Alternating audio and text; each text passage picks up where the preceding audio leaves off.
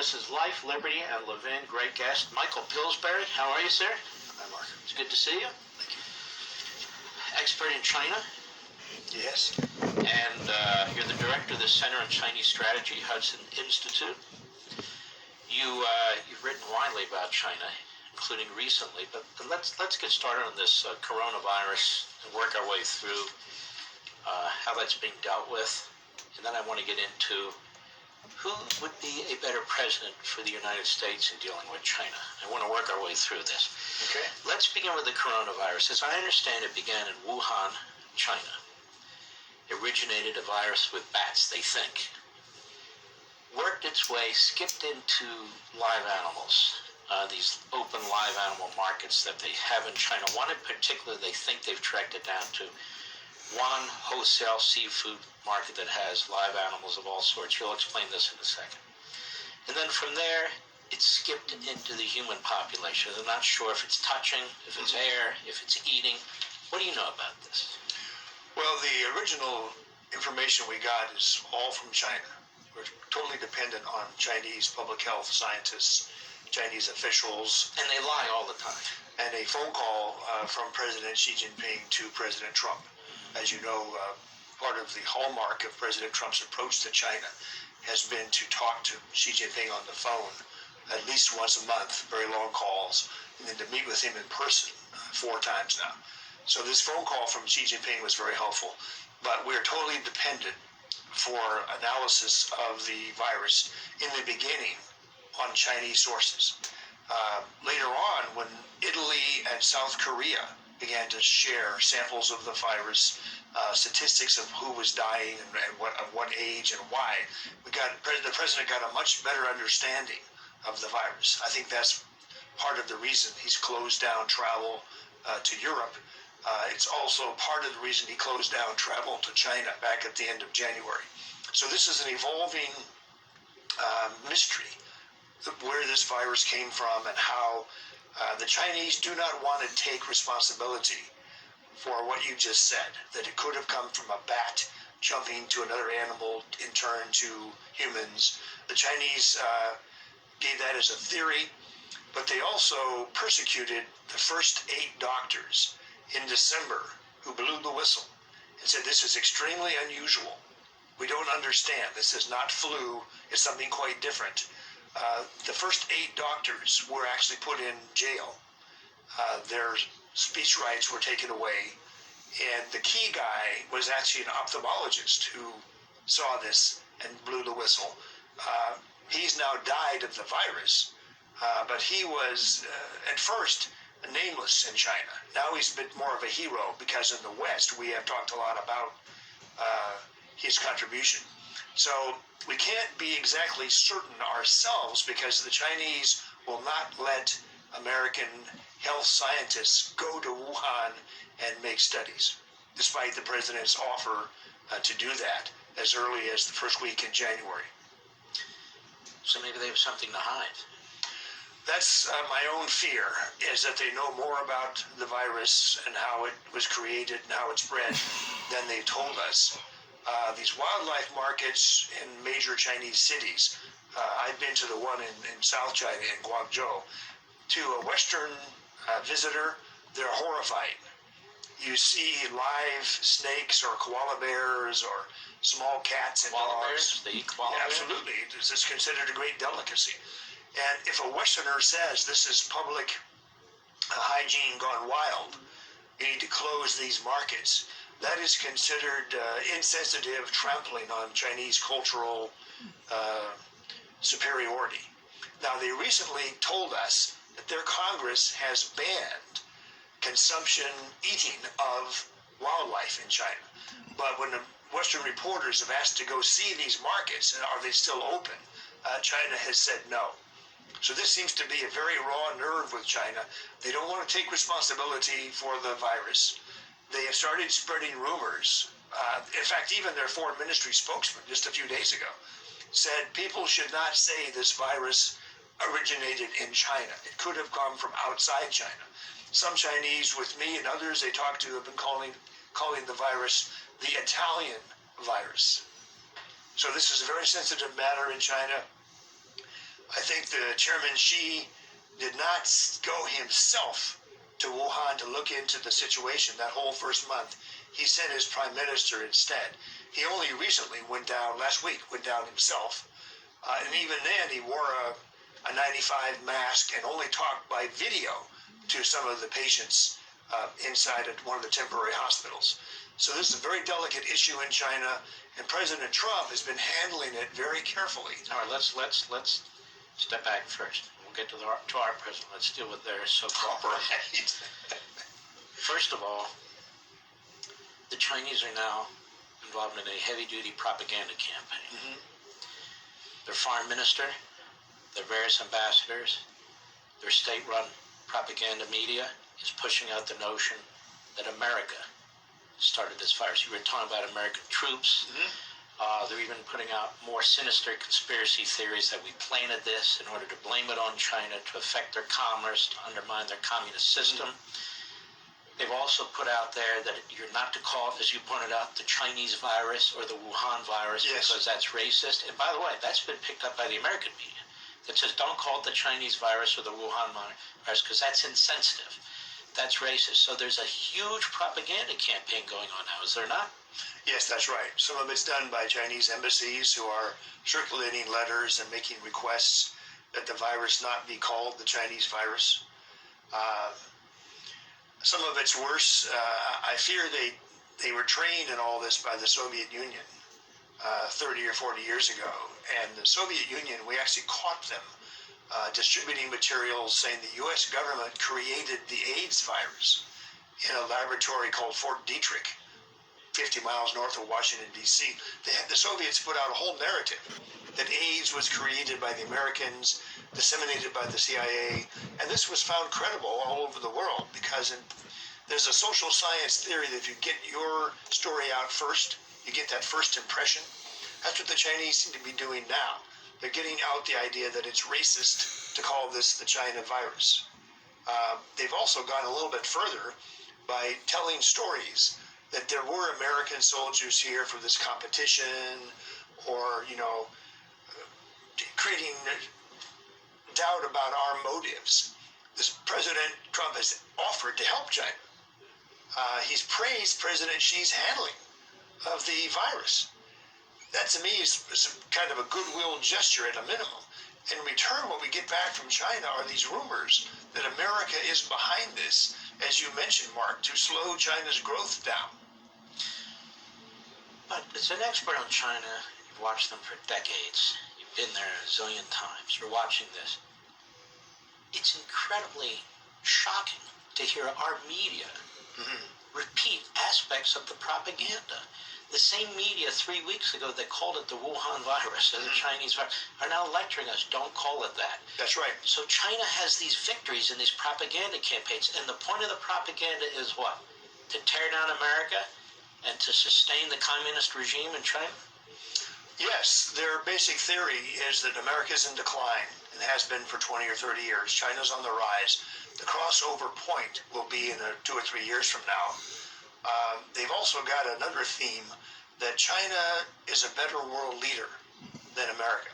We first saw this in Xi Jinping's speech at Davos 3 years ago, where China tends to advocate on behalf of the rest of the world against the Americans, that we are heavy-handed or immoral or we have racial inequality in America.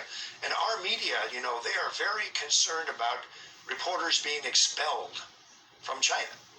They just expelled several Wall Street Journal reporters. We are taking counter actions to it. Secretary Pompeo has done some very excellent things to declare Chinese media outlets here part of the Chinese government that have to register before they go see anybody, because that's how their media functions. But our media has an understandable intimidation by the Chinese. We won't let people who speak ill of China come into China to work. We will expel journalists who write the wrong story. This has an effect on our media. There are citizen journalists, which are really the only kind of journalists in China, because there's no real free speech newsroom bureaus over there. So you have these gentlemen like this lawyer and others who went right to the middle where this virus is. Right. And they've disappeared.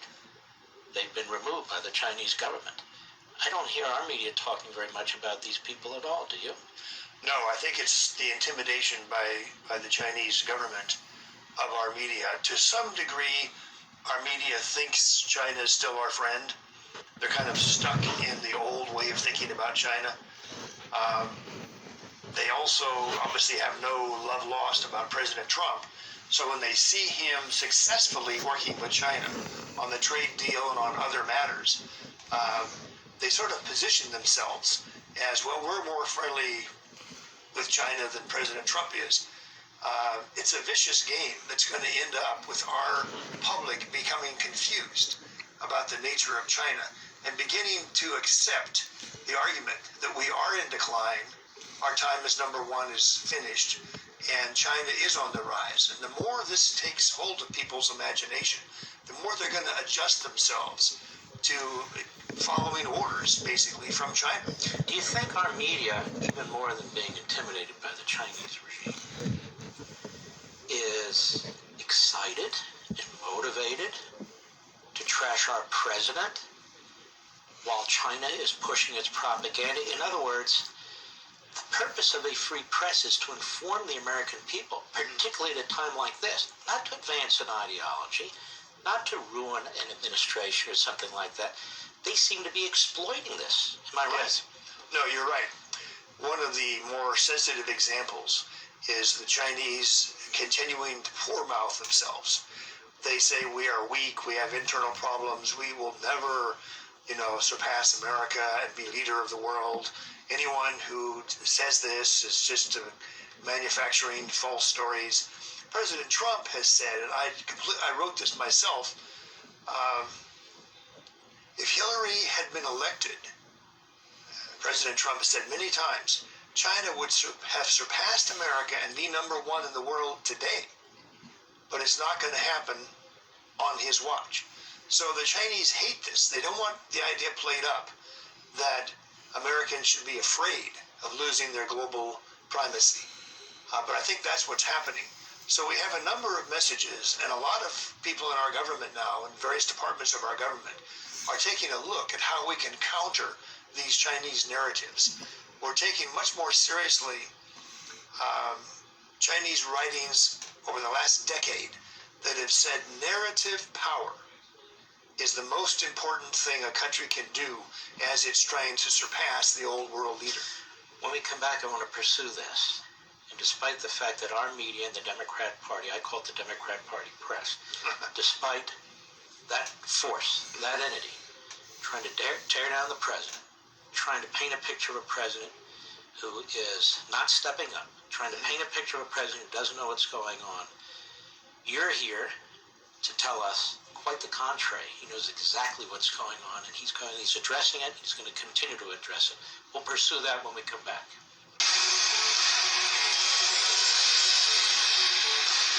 Welcome back, Michael Pillsbury. The impression that the Democrat Party media wants to create, whether it's CNN or MSNBC or the Sophisticates, the New York Times or the Washington Post, is that we have a president who's not focused, he's not engaged, he really doesn't know what's going on, and so forth. That's not it at all, is it? No, it's not. In the case of China, he actually wrote a book in the year 2000 laying out his strategy toward China. He repeated some of these points again in another book just before he was inaugurated. The basic theme is the Chinese are smart and they're strong. And we need to recognize how clever they are, especially in negotiations. So you see in the president's speeches, his comments, and his tweets about China, you see a kind of respect for the quality of their strategy. And he's got a very funny line he likes to repeat. I don't blame China. He says, of course China wants to be number one in the world. Of course they're trying to surpass us. Of course they're smart. I blame our previous presidents who put up with this and did not see what the Chinese are up to. So in a way, he's being flattering to the quality of Chinese strategy. And they have reciprocated. They sometimes express in their official media respect for President Trump. they should be attacking him, saying, "How dare you say we're so smart and we're so strong?" But actually, the Chinese sort of quietly acknowledge, "Yes, we are strong and smart, and so are you, President Trump." And the negotiations have been just fraught, back and forth, reneging, walking out, leaking of each other's positions. A very, very tough negotiating period. Brutal negotiations. Very, very tough negotiations. But President Trump has said to me and others, "I'm a deal maker. I want to deal with China." And they understand that. If you go into any main Chinese bookstore now on the mainland, you'll find Art of the Deal in Chinese. But what you seem to be saying is he wants a deal, but not on their terms. Yes, exactly. He understands their terms. Yes. When they reneged one time at one point, within 24 hours, he upped the tariffs. He went public and chastised them. He said, "This is not acceptable." So that sent a message to the hardline group in Beijing. Our reneging didn't work. It was a test of the president when they took back a large portion of what they had agreed to. And he immediately knocked that down. There was a tense period. The stock market started going down. A lot of, panic in the media. And sure enough, the Chinese came back and restored a lot of the key concessions that they tried to renege on. You've worked for other presidents, right? Mm-hmm. What other presidents have you worked for? Who else? It goes back to President Nixon when I was at the Rand Corporation writing memos on China strategy. Nixon? Reagan? Yes, I was Reagan's policy planning chief in the Pentagon. Bush? Yes. Any Republican president prior to this president who would have said, as quickly as this president said, travel ban China? I don't think so. I don't think they would have had the guts to do it, or the foresight to do it. And I like a lot of those other presidents. Travel, quarantine. Mm-hmm. We haven't had quarantines in over half a century. Mm-hmm. And this is before all the information came in. This is before our scientists had a real handle or grip on what this virus actually is. So instinctively, the way I see it, well, they say rely on the scientists. Well, he was relying on the scientists, but he's also relying on his own common sense, the president. That's why we have a president. And he says, whoa, this isn't something that was created here. This is something that took place in China, and we need to protect ourselves. Well, it's important that the Chinese ask him not to do this. They publicly said, "Please do not cut off travel from America to China. This would be a huge economic blow against China." The president did it anyway, in a very forthright way. And I think the reason is the quality of his bond, his relationship with Xi Jinping. They're sort of man to man. I got to protect my country. This virus is getting out of control in China, and I'm cutting off airline flights. That's it. And the Chinese continued the cooperation, the limited cooperation they've had with us. I think you know that our CDC set up the Chinese Public Health Service back in the 80s under Reagan. So when Dr. Fauci talks about what China thinks, he's actually been on the phone with his Chinese counterparts. There is some level of cooperation. And I think that data helped the president decide, I've got to stop these airline flights to and from. But when he made that decision, it's interesting. I like to feel like I'm up on the news. I'm paying attention to what's going on. I don't remember any member of Congress saying, cut off China, travel from China. I don't remember the media pushing for it. He was way ahead of the game. Yes. Because he's in a position to have the information. But these are tough decisions you have to make. And I'm just concerned he gets no credit for this. People, why doesn't he step up? Why didn't he see this earlier? From a Congress that was so busy with an impeachment trial, wanting more witnesses. We don't even hear about John Bolton anymore, by the way, do we? No. They shut down the Congress. It was paralyzed at a time when maybe they should have been holding hearings. Maybe they should have been passing supplementals to help deal with this rising virus in China, don't you think? I do think so. The president doesn't get enough credit for that particular decision, but it's also true that he doesn't get enough credit for his deals with China. In a way, our left can't stand his success with China. Now, there's one exception. Bernie Sanders, not Joe Biden, but Bernie Sanders is really tough on China. Comes out of his labor union base, because He's more of a Stalinist than a Maoist. That's the way I would put well, it. other than Bernie, there's a kind of a grudging acceptance that Trump has succeeded with China, but you don't hear much about it in the media. And the fact that the Chinese continue cooperating with us, I think they're going to implement the Phase 1 trade deal. A lot of things come due April 1st. Right. This is a miracle when the president says, no, I'm cutting off airline flights, but take it like a man. By the way, the president of South Korea should have done that.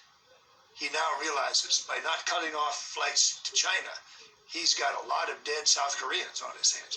Italy did not cut off travelers. There's massive tourism by the Chinese to Venice, Florence, Rome. They love Italy. Wasn't cut back at all. In the European Union, which is exactly where the president said, you're seeding this virus in our country from Europe, so guess what? Yes. You're banned for 30 days. We'll be right back.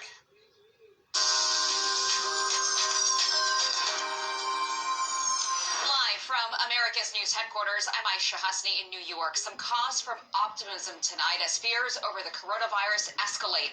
A government official reporting that a clinical trial for an experimental vaccine against the deadly virus will begin tomorrow.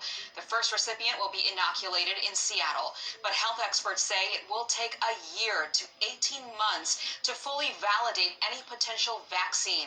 Now, this comes as cities nationwide shut down schools, restaurants, and public events. The panic is most evident at the supermarkets, shelves stripped bare by shoppers stocking up on essentials. Politics taking a hit too. Democratic presidential candidates Joe Biden and Bernie Sanders are debating right now at this hour in Washington without an audience. 577 delegates are up for grabs. I'm Aisha Hasni. Now back to Life, Liberty, and Levin.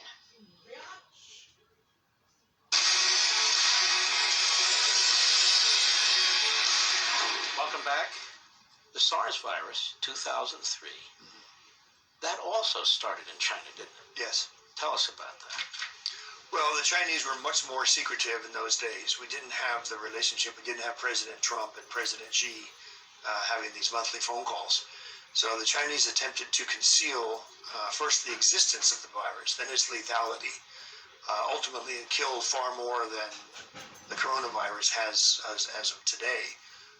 Did it kill thousands? Yes, it killed thousands. It was acknowledged by Chinese scientists later that it was another one of these examples of wildlife in a market where the virus jumped, as the scientists put it, into human consumption and then spread. China claims, and it's partially true, the Chinese are doing a much better job this time than the 02-03 SARS virus. So friends of China are encouraged now to make this point that they're not as secretive. In the American media. Yes. Give them credit for improving, from 18 years ago. I don't remember all the panic during the SARS virus. Is it a memory issue or am I wrong? No, there was some panic, but it was not like this. Considered to be economic, because in those days, remember, the Chinese GDP in 2001, 2002 was only 10% of our GDP. Their massive growth that President Trump talks about, that they're about to surpass us, that began over the last 20 years. So China was not a big factor in our economy the way China is today. In my view, and I think others share this, the effect on our stock market and our economies because of this massive Chinese economy. They're at least 3/4 our size. By one World Bank metric, they're considered to have surpassed us already 4 years ago. So if their big factories are shut down, which is what President Xi Jinping did, that shuts down exports to us. It shuts down components to cell phones. It affects the apparel industry. It leaves Walmart and Target shelves empty. Absolutely affects pharmaceuticals. In a big way. So the Chinese are now telling us this could be propaganda as well. But in the past week, since Xi Jinping went down to Wuhan, their new propaganda theme is China's going back to work. We've curbed the virus. Our big factories, they say 90% of our big factories are opened again, going back to work. Whether that's true or not, time will tell. But this was not the case in 2002, 2003. During any time in the last several months, has Xi's reign been imperiled at all?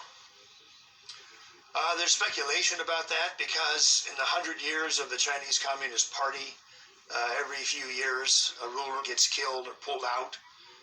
There's power struggles we know about, but this is extremely secret in China. So whether or not there's been a challenge to Xi Jinping is hard to know from the outside.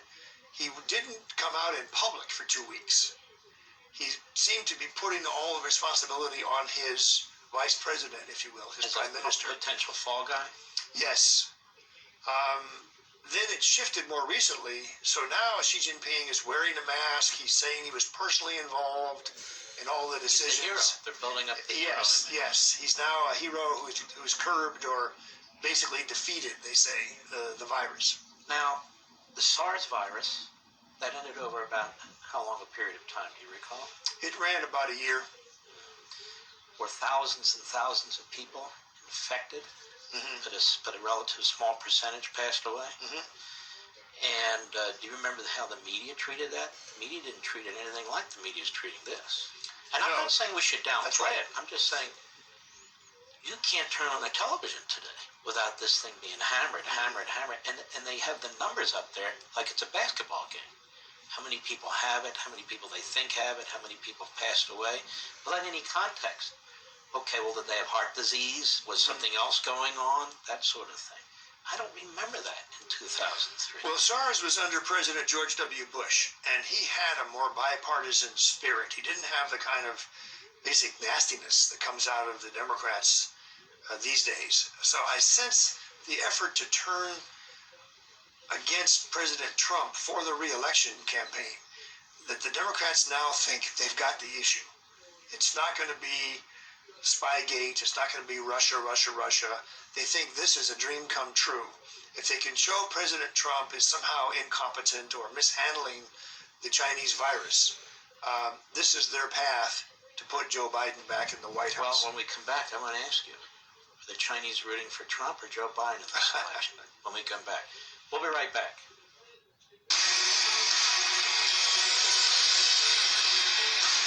Welcome back. Michael Pillsbury.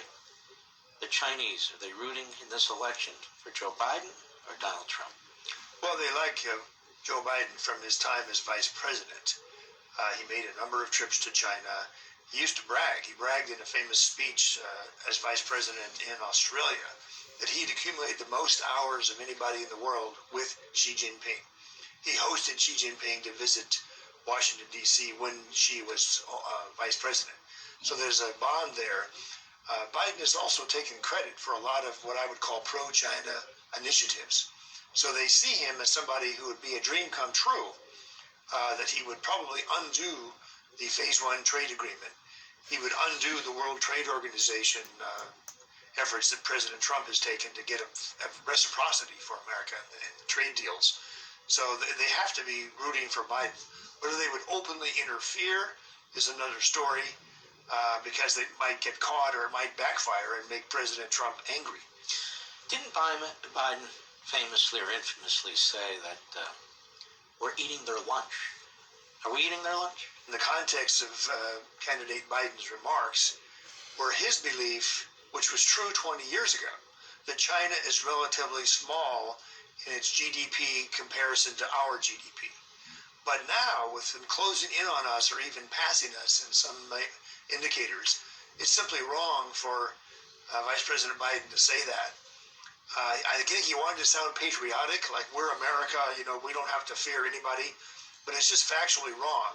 And I've spoken with a number of Mr. Biden's advisors, and they acknowledge that it's wrong, and they're trying to get him to come around and acknowledge the massive Chinese growth, especially over the last 10 years. You say over the last 10 years. Well, many of those years was the Obama-Biden administration. Yes. They were building those fake islands. Yes. The administration really did nothing about it back then, Obama, Biden. That's when they really peaked economically. They really did nothing to counter that. This president comes in with the tariffs, the punishing negotiations, right, building up the military that had been degraded under Obama, Biden. Why would we expect anything different from Biden than we got from Obama when it comes to China? Well, I disagree with you a little bit about the Obama-Biden administration. I think there was a split in the administration. I actually worked as a consultant for them. Wow.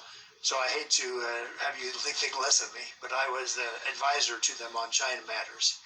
Apparently they didn't listen to you. I detected a split that Obama himself was angry at the Chinese over climate change. Ash Carter, the Secretary of Defense, was actually quite tough on China. He flew out to an aircraft carrier in the South China Sea with the press there and made a speech criticizing what you just mentioned about China and the South China Sea. At the same time, Hillary Clinton, John Kerry, when he was Secretary of State, and Joe Biden, they were known as the softer side of the Obama administration. The Chinese themselves would say this to me, that they prefer to deal with Biden or Kerry or Hillary and avoid Ash Carter and Obama. So just an interesting Chinese view of the split But of the the fact administration. is, the results are what they are. Yes. And nothing definitive was done. Nothing effective was done. Well, not exactly. Obama extracted a pledge from Xi Jinping that he would not militarize the South China Sea. And how'd that work out? They violated it within 60 days. Isn't it remarkable, though, that we had one of our big ships in a Vietnamese port. They invited us. They wanted us there because the Chinese are grabbing underwater territorial rights that belong to the Vietnamese. Yes. We have these sorts of things going on with former enemies. Then on the other hand, we have the Philippines kind of selling out to the Red Chinese, maybe closing our major, the Clark Air Force Base, one of our major bases there, that they want to close out. There's kind of turmoil taking place in that part of the world, no? Yes, the Chinese have been more and more insistent that all the neighbors of China need to respect China more and not openly. In other words, surrender territory and so forth. Well, the Chinese are far more tactful, but they just want their new power acknowledged. And to some degree, President Trump has been able to counter that with a new initiative called the Free and Open Indo-Pacific Strategy that he's mentioned a lot. There's a lot of substance to it. It's countering Chinese financial offers, for example. It's taking seriously Chinese coercion in the area. President Trump likes to call his new strategy a place where nobody gets coerced by any major power. And I think his new strategy is working. All right. We'll be right back.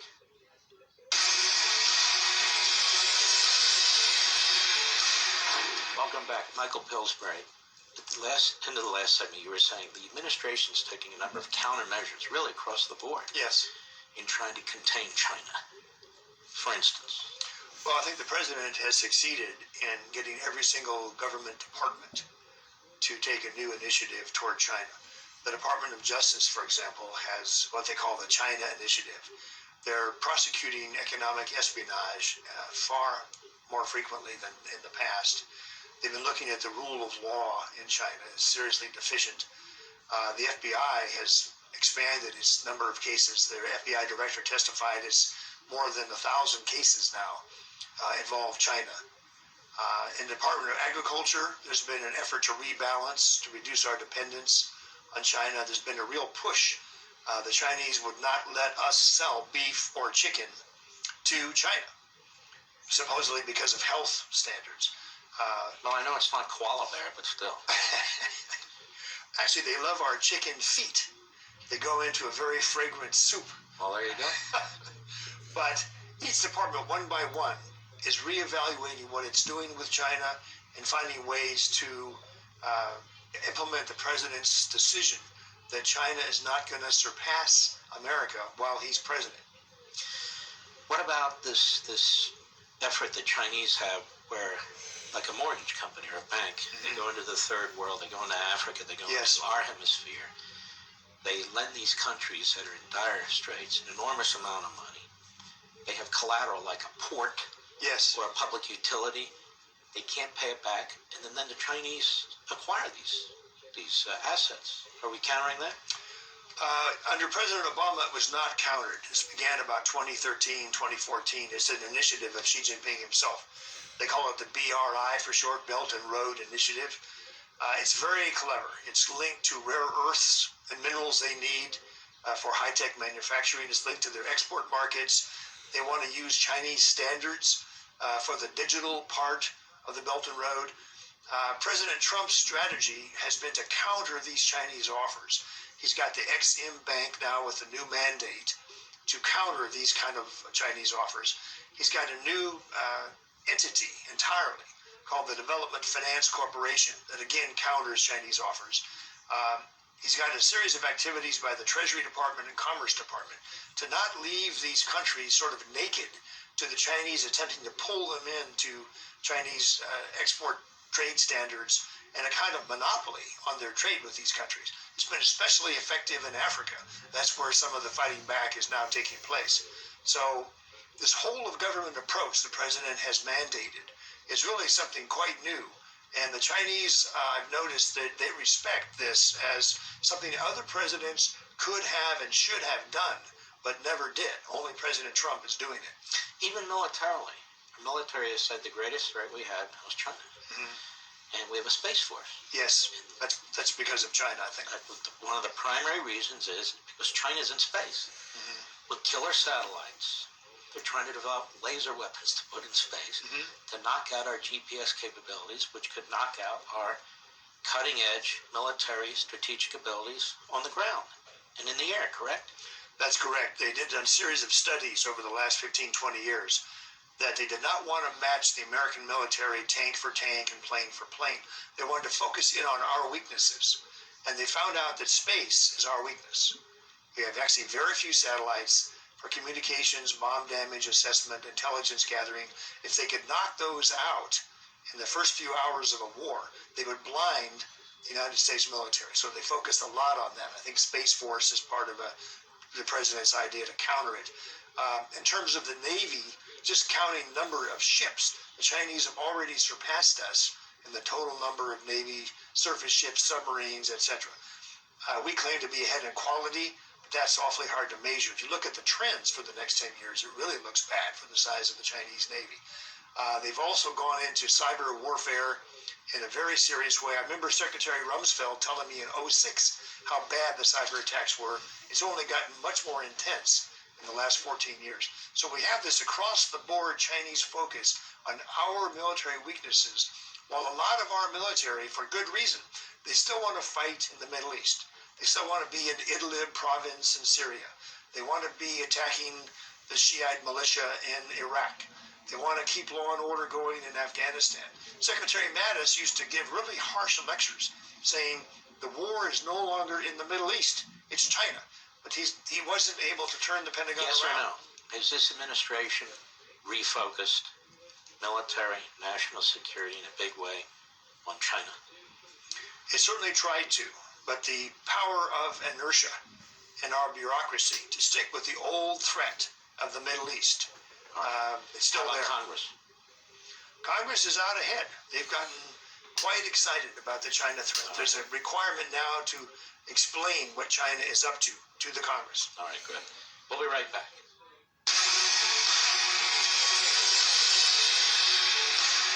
Welcome back. Quickly. Our media really don't know what's going on, do they? They're not there. Mm-hmm. They're not invited there. They don't want to go there. Or they're denied visas and expelled if they write the wrong kind of story.